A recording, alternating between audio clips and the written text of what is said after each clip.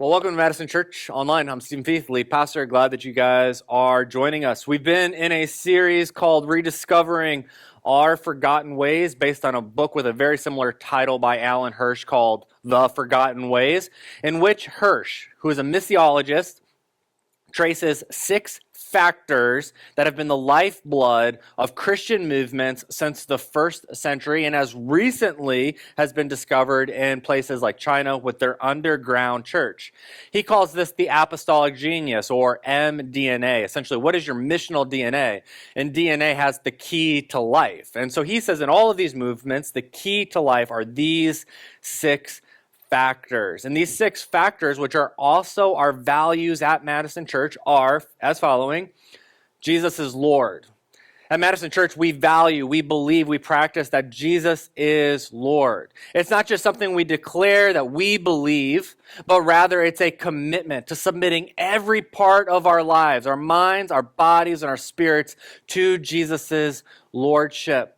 Then there's disciple making. If Jesus is Lord over every part of our life, mind, body, and spirit, then we need to embody his teachings. He teaches us how we should act, how we should react, how we should respond. And so that's about being a disciple and making other disciples. There's community. Followers of Jesus, Christian movements, we need community, a supportive community around us to sustain our mission. And furthermore, every member, every participant in the church community plays a valuable and vital role. There's things like APEST, which we're going to talk about in a few weeks, functions and giftings within the church. There's organic systems which allow us to grow and be flexible and pivot, which was like a really big deal in 2020 when a pandemic hit the world and every other week was we're pivoting. That was the company line. And then finally, the 6th one is the missional incarnational impulse, which is about spreading the gospel and living it out in very tangible ways. And that is what we're going to talk about today. And I know when I say missional, incarnational, impulse, you have no idea what I mean. And that's fair. That's a lot of churchy words, and that's what I want to spend today talking about is the missional incarnational impulse. And my goal today is that when we get to the end, you'll be able to explain what missional incarnational impulse is, so I'm not the only one at Madison Church who knows what it is, and also why it's really critical to what we want to accomplish as a church community in Madison. Let's start with the word missional. Missional, biblically speaking, is participating in God's mission to redeem and restore the world through the gospel. So that's what that first word means, missional, participating in God's mission. There's a job to be done. There is a mission to accomplish. There's something to do, and we are all a part of getting it done. It involves living out your faith by actively engaging with and serving the world. It's about what's happening beyond these walls in here on Sunday morning. Being missional is about our lives outside of the 1 hour that we get to spend together on Sunday. Jesus tells his disciples, "For I have come down from heaven to do the will of God who sent me, not to do my own will." Jesus says, I've come down. I am here on earth. I am living this life right now, not necessarily because I wanted to, not necessarily because it was my will, but because it was that of the will of my Father. We're getting into some Trinity language, which is very confusing, and that's not the point of my talk, but that's kind of what's going on here. So he says, I'm here, and I have been sent on purpose with a job to do. And so for you and I today, like Jesus, living missionally means that we align our own lives up with God's will, not our own. We are on this earth not to accomplish my will, but God's will. If Jesus, the sinless Son of God, who is God, wasn't here to do his own will, but that of his Father God's, and what does that say about us? That we are also to do his will. As believers, you and I are sent by God to carry out his mission in the world. If you don't believe me, Jesus explicitly says this in John 20. As the Father has sent me, so I am sending you. It's almost like Jesus had this idea that someday there's going to be a church in Madison, Wisconsin, or in other places, and they were going to read that other passage about, God has sent me not to do my will. And it was almost like Jesus knew, Christians are going to say, well, that was Jesus. That's not me. And Jesus is like, I'm just going to beat you to the punch a couple thousand years. No, it is you too. As I have been sent, you are sent. And if we just merge these two verses together, you get this statement. Jesus says, I've come down from heaven to do the will of God who sent me, not to do my own will. And as the Father has sent me, so I am sending you. It's pretty clear. Jesus says, I'm sent, you're sent. We're all sent. We're in this together. We are not sent to do our will, but God's will. And so a central aspect of being missional is sharing the good news of Jesus.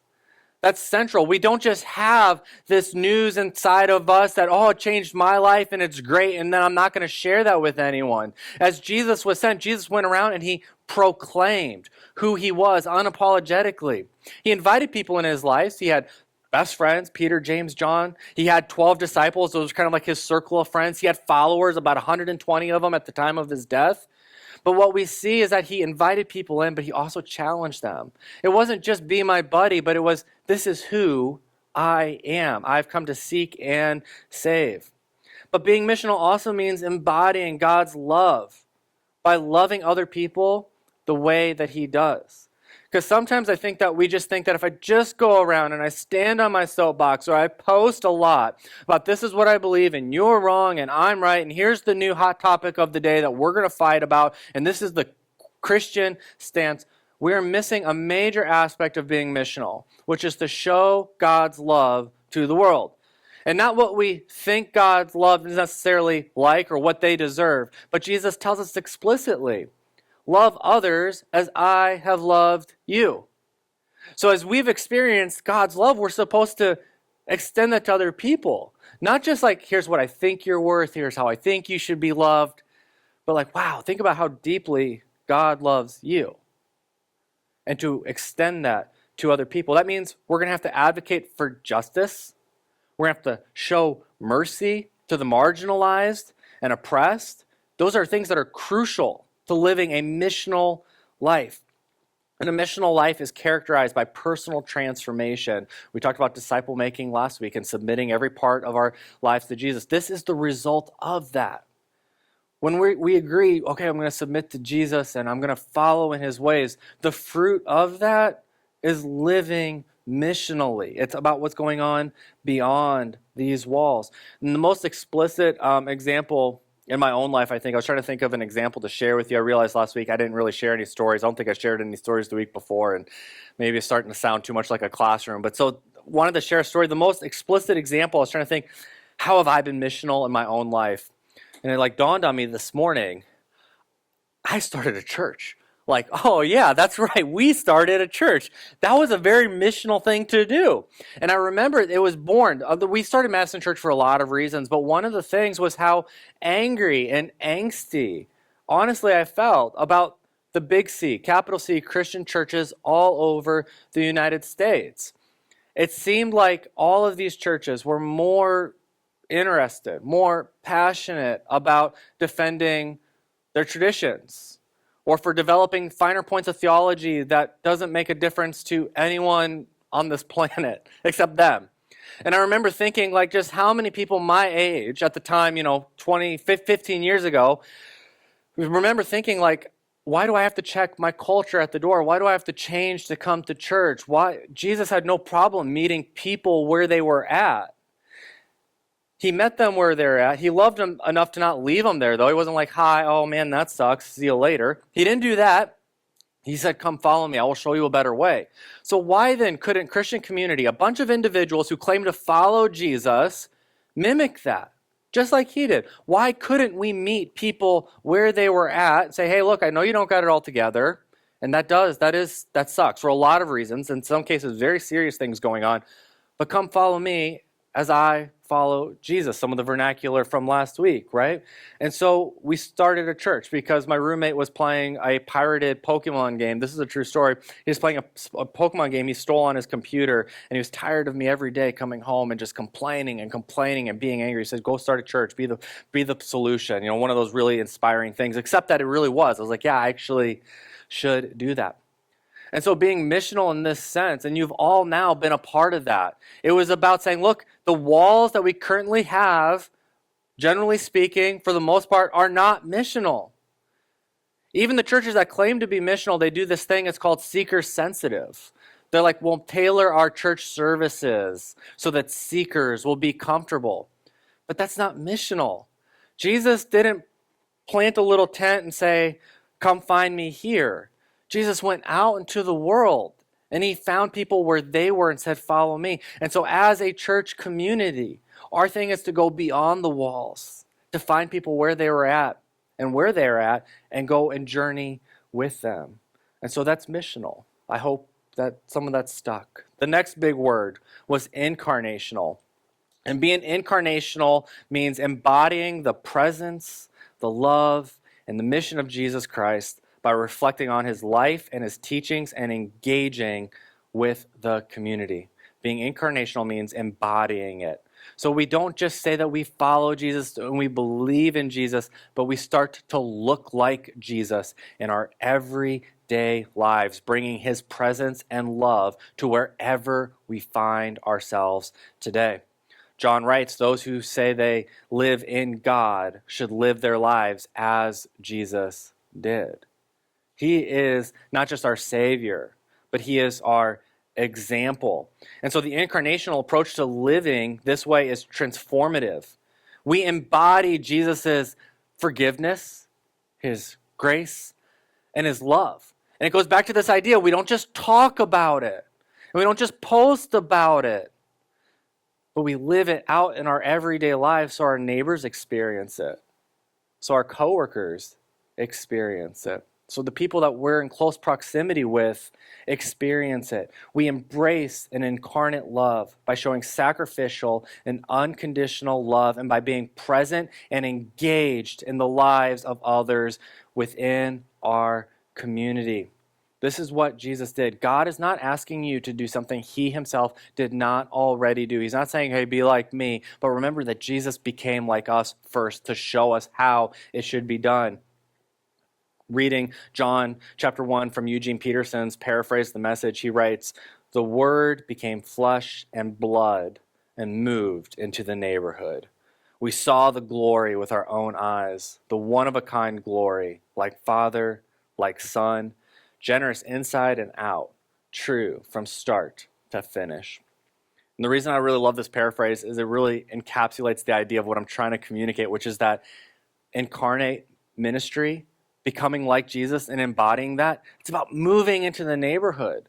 So often when we think of missionaries, we think of those who are going to Budapest or Ukraine or some other country somewhere far away, or we send the students to Niagara Falls and they're doing missions work. But remember, it's right here, right now. It's our neighborhood where you find yourself. Jesus was present and close to other humans. Are you?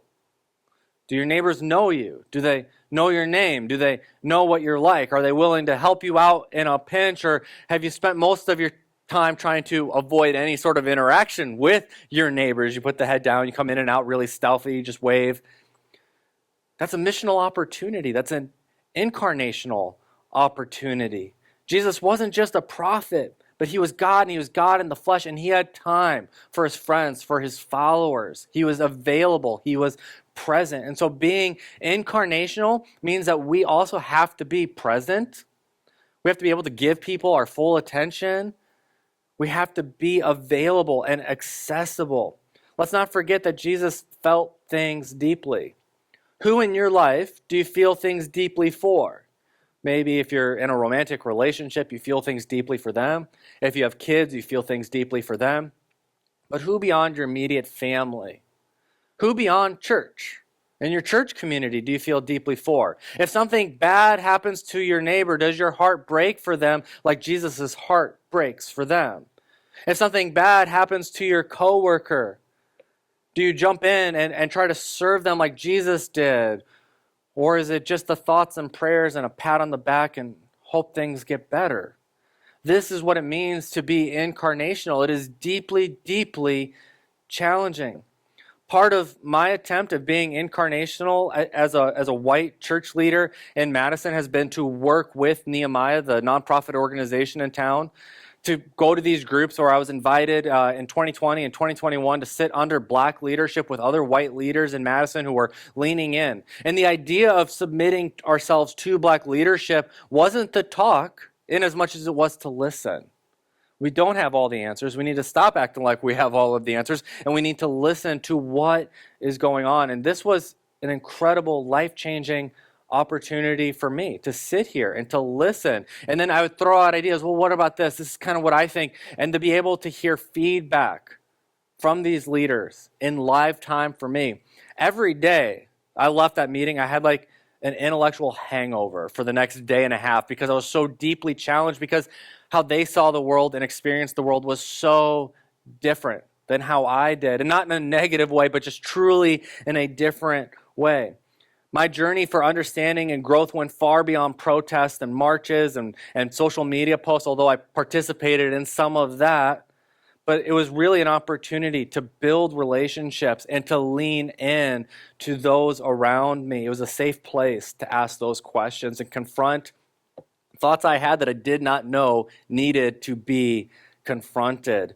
There was a climax moment in which I thought this was really great. I'm starting to make strides in my own personal life, and it was, I think, at the end of 2020 or the beginning of 2021 when a lot of the rioting was happening in downtown Madison, where a prominent black leader in Madison had sent me a text message and said, "Hey, we're all going out tonight to try to de-escalate a lot of these people who are rioting are actually young adults, like students. They're in high school, they're in junior high. We're going to go down and try to de-escalate it. Do you want to go with us?" And I said, yes, of course. Like, drop my evening plans. I will be there. And so we're after dark. And I'll be honest with you, we started to walk up to a group, and it was a large group. It was like 100, probably 100 or 200 people downtown. They were blocking the entire street. I'm sure you guys can remember seeing those scenes on the news. And I remember, as a white guy who's only ever seen this on TV, I was terrified.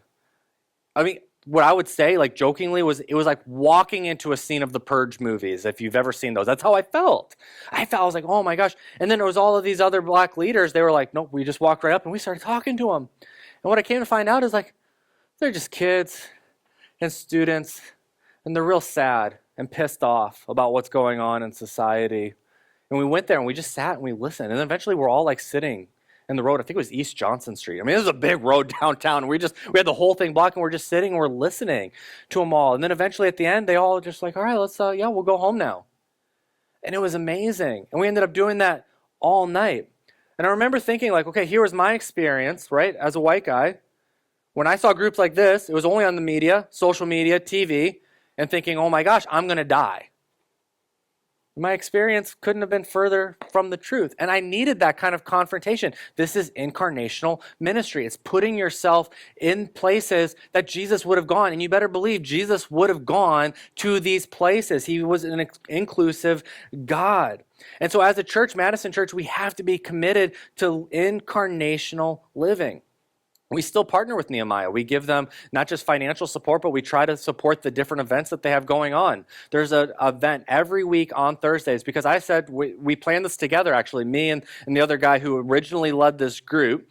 I got together and I said, we need to open this up for more people. Like, I feel like I found like the fountain of youth, so to speak. And this is great. We got to draw a map and show other people. And so every Thursday at noon, which I know it's a difficult time for many of you with jobs, but for 1 hour, we get together under black leadership, and we read the Bible and we meditate, and it's a safe place for us to get our thoughts out there and to receive feedback. And it's so good, especially if you are white. This is really, really good for us.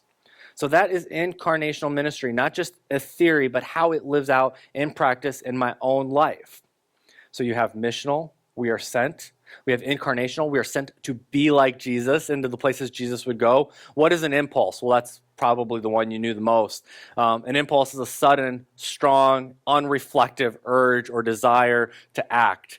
It's biological or physiological and psychological. It's a response to something going on around us. So impulse is when you walk by the stovetop and you almost put your hand on it, but your body, your feelings can feel it's hot, and your brain tells you immediately to stop. You might have just been walking by, you're going to go do something else important, but all of a sudden now not burning your hand became most important. That is an impulse. The feeling of being hungry or thirsty is an impulse. Many of us don't like confrontation, right? Because of the impulse we have. Your impulse when it comes to confrontation is likely flight, run away. Some of you, you're a fighter, and you're like, all right, we're going to have a confrontation. Let's do this right now. Others of you freeze. That's an impulse. You don't have to think about it. Oh, confrontation. What do I want to do this time? Fight, flight, or freeze. Your body just reacts. It's an impulse. It just happens. Stuff like sexual arousal is just an impulse. You don't tell yourself to be turned on. It just happens. Sneezing, blinking, your reflexes, these are all impulses. And so when we are talking about a missional and incarnational impulse, we're talking about being like Jesus outside of these four walls impulsively. Second nature. It just happens. You might be going to the store to get groceries and it's going to be real quick when all of a sudden you see an opportunity that causes a reflex-like reaction to be like Jesus.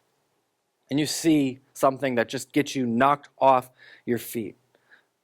And so, if we're going for a definition of missional incarnational impulse, I would say it signifies a sudden and strong urge to participate in God's mission to redeem and restore the world through the gospel. It involves embodying the presence, love, and mission of Jesus Christ in every aspect of our lives. Now, what I've been doing throughout this whole series is saying, I think we do this well. And then there are other times where I say, I think we could improve in this. And at Madison Church, I really do think that the missional incarnational impulse is something that we could be better at. There's only one more value that we'll talk about in a couple weeks that I think we don't do well at all, but this would be the next one that I just don't think we do super well at all collectively. I think that this is an area, an opportunity for us as a church, as a community, and as individuals to grow in. I think of people like Brianna, who is upstairs right now working with our kids, our elementary kids, and they're doing the lessons up there. And I think, Brianna wouldn't be here unless somebody was living missionally and incarnationally. Brianna was invited by the produce manager of a grocery store she worked at. He was just listening to her, and he had one of those reflex reactions. He heard Brianna talking, and he said, hey, why don't you come to my small group? He didn't even invite her here. He didn't trust me yet. He invited him. He's like, hey, I got a small group. You can come to that first, and we'll see how this other thing goes. And she started coming, and we baptized Brianna. She's been a valuable and important and a critical aspect of our community. I think of Ginger and Jeff. Jeff, who was up here playing guitar, they're here because Tamara invited them to a Sunday morning gathering. The Dohertys trusted me a little bit more than Matt did. I hold that against Matt. But they invited them. And if I remember right, this starts off as living in close proximity to each other, neighbors, going on play dates with kids who are about the same age. And then from that, it birthed out. That is an incarnational reaction. We're just hanging out. We're just having fun with our family. You hear something, and then all of a sudden, let me invite you into our church community. Now, I want to point out for some of you, you're starting to say, well, this sounds a lot like evangelism. This is not about evangelism. There is a time and a place, which we're going to talk about in a couple weeks, for evangelism. I really believe that. I know 90% of you disagree with me. We're going to talk about that too. I'm fully aware I'm in the minority in terms of believing, but there is a time and a place for evangelism. But when we're talking about missional and incarnational impulse, we're not talking about them. We're talking about us. I'm talking about you being missional, and I'm talking about you being incarnational. The fruit of that will be people like Jeff and Ginger and Brianna and more names that we could add to that list. When it becomes an impulse, that will happen. But I don't want to focus on the fruit of what we are trying to produce. I want to focus on the behaviors and the disciplines of becoming both missional and incarnational. Our job is to befriend those around us and to love them as Jesus loves us, even if they never come to faith. I need some of you to hear that. Even if they never come to faith, befriend them and love on them like Jesus. Why? Because Jesus loved them so much. He died for them. even though he knew plenty of people would reject them. He didn't die for some of you, only the ones who would choose him. He died for everyone. And let me go a step further in saying not only that, but Jesus befriended the person who wouldn't just reject him, but who would betray him. Right? He did. He walked with Judas for years and knew that night, hey, go do what you're going to go do. He knew. He still invited him to dinner. Go do what you got to do. You're full now. Go do it. Jesus did that. And so if Jesus can befriend and die for people who wouldn't just reject him, but betray him, you and I can certainly befriend and love on people who we didn't die for. We can certainly do that for him. So as we contemplate some things here, what do we need to do? What do we need to change to be more missional, to be more incarnational? And I want to suggest that it's actually some shifts we might need to make in our mentality. I don't know if it's necessarily a practice, something I can go tell you to go do this week, because it's an impulse. So let's talk about up here where the impulses come from, right? For some of you, the shift you need to make is from attendance to engagement. We need to move simply from showing up and attending events to engaging with the community around us. I'm so glad you're here. And if you're watching or listening online, I'd love to invite you to be here sometime. But we have to go beyond Sunday morning. We have to even go beyond the small group. You have to go beyond organized events. What is organically happening around you on your neighborhood? I know a couple at Madison Church. I didn't ask them permission, so I'm not going to say their names, but I know a couple who has gone out of their way to meet everyone on their street and to have dinner with them and to build a relationship. Now, what might happen to that? I don't know, and I don't think they know. But that's a great example of going from just showing up on Sunday and engaging those around them. We have to go from programs to people. The goal isn't necessarily to get them to church on Sunday morning or to get them to your small group. The goal is really to get them to encounter the life, the love and forgiveness and grace of Jesus. I think that comes out of that as community and Christian community, but the goal isn't programs. And so we have to stop thinking, how can I get them here and how can I get to them? Go beyond programs to people, from events to lifestyle. We need to shift from one-time events to a lifestyle of mission and incarnation. And what I mean is we almost monthly these big kind of service, we call them give back events. We went to DACE a couple months ago, and what we did at DACE, the shelter for the women and children getting out of domestic abuse situations, we went and we did some like beautification work. We were pulling a lot of weeds. We were raking and mulching and doing all sorts of things. We fixed their path for them from one building to another building. And we do that. We do backpacks. We do a Thanksgiving dinner. We do a Christmas gift drive. And all of these things are really good and they're important. But the idea is that they're not done in a day, one off. Congratulations, you were missional this month. The idea is that we're showing you, here's how you do this. We're doing this together as a community. Here's how you serve. Now, you can go and work for DACE by yourself. You don't need to wait for Madison Church. You can go. They need volunteers. You can go and participate with Nehemiah. Or perhaps none of those. There's a local neighborhood center by you want to go participate, or a cause that you're passionate about. And perhaps it's not through an organization. Perhaps it's just you saying, hey, I've done this and now I'm going to take it home to my neighborhood. And I'm going to be missional and incarnational there. So we need to move from events to a lifestyle.